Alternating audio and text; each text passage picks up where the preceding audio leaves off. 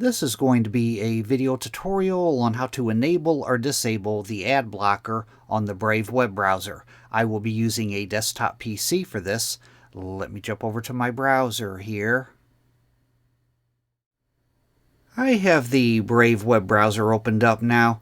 To enable or disable the ad blocker, you want to open up Settings first. I'm going to go off to the upper right hand corner, up to the 3-bar hamburger menu. I'm going to click on that. Then I'm going to go down to where it says Settings, and I'm going to click on Settings. Now on the Settings page, the pane off to the left hand side, you want to go down to where it says Shields and click on Shields. Then on the center pane, right down here, Trackers and Ad Blocking.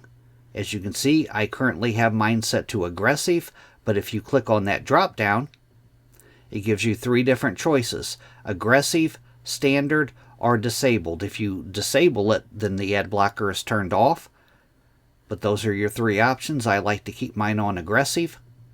But that is how to enable or disable the ad blocker on the Brave web browser. Thanks for watching.